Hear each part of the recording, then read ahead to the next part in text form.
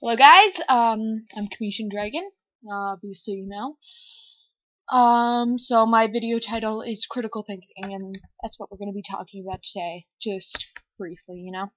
So, when I look at critical thinking, I always view it as something more to do with your own ideas. So, building upon what people give you with your own ideas and what you believe to yourself to be true.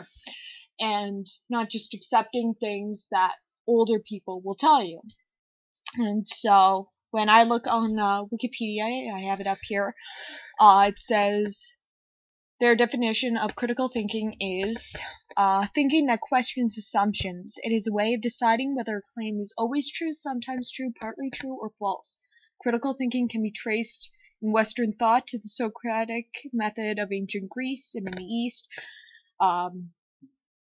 Critical thinking is an important component of most professions. It is a part of the formal education process and is increasingly significant as students progress through university to graduate education, although there is debate among educators about its precise meaning and scope. So, I just wanted to talk to you guys about that and how I heard something. Well, I hear it all the time, really, and I just wanted to actually bring it up. So, I'll do an example. So, I was talking to my mother the other day, and we got into an argument. She started yelling, I started yelling, and it got into a really heated argument, at which point my argument was, why did I have to listen to that? And it was, looking back on it now, it's not that big of a deal, and approaching it in a calmer way would have most definitely been better, but in the situation that I was in, it was a very heated argument. And she started yelling how you should respect your elders and respect those that are older than you and things like that. And I asked why. And she didn't really have a specific answer, and that's what I was looking for, a specific answer towards that. And believe me when I say, I'm not saying to disrespect your elders, of course not. That's not what I'm saying. I completely respect those that are older than me, but I don't respect every single thing that they say. And I don't believe every single thing that they say and the way that they say it. And so that's what I wanted to talk about today. In fact, if those of you know George Carlin, he's a comedian, and he did an amazing piece that I watched where children should be taught to question everything. And I agree with this view. I definitely recommend taking a look at some of his videos because it really opened up my worldview, and I believe it will do the same for you guys. Teaching your children to automatically respect their elders and automatically believe your teachers and never to question these things. When I hear things like that, it's very, very, it's a touchy subject with me, really. I don't believe that in any way, shape, or form. I believe that children should be taught to question every single thing. In fact, when I look at it from my own view, children really do question everything in the first few years of their life. They question, they explore, they look around, they do random stuff. They question everything. They touch, they feel, A good example is when a child burns their hand on the stove because you say don't touch, and they reach and they touch anyway. So now they have an actual thought of why not to do that. And that's the key phrase here, is why not to do something or why to do something. So I was in a heated debate with my mother, and she was telling me quote, what she said was, because. And I said, because why? She said, just because. I'm older than you, and that's just the way it is. And that really, that really stuck with me, so I decided to make a video about it. And, yes, so, critical thinking. I'm sitting there and I'm listening to it, and I was like, wow. I definitely like to hear your views on it, but what do you guys think about critical thinking? Should children be taught to question everything?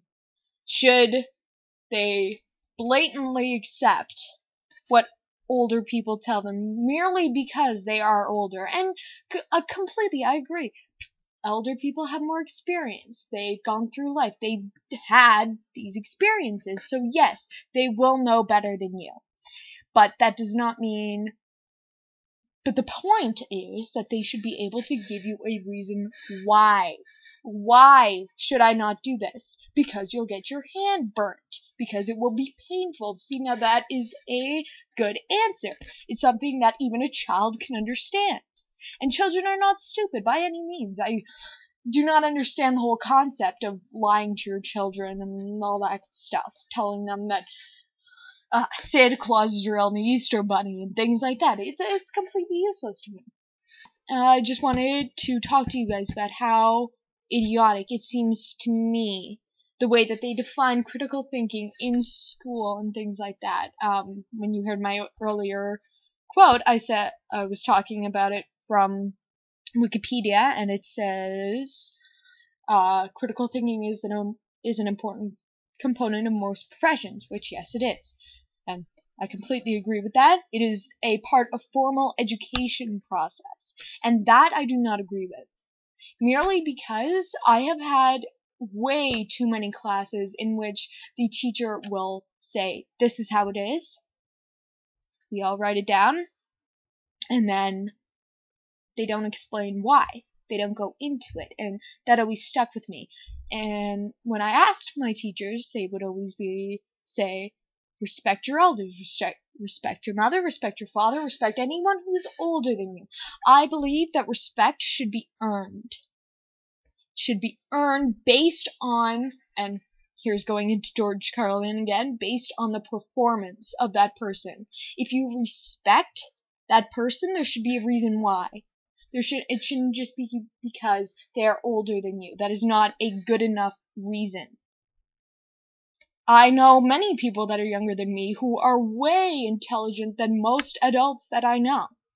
Most other adults really have a strange worldview, in my opinion. And in my opinion, I've known high school kids and even younger, elementary school kids, who have a view, who can look at things in a much more sensible way, at least to me, in which they question why is something like this. Okay, so this connects with this because there's some common factor.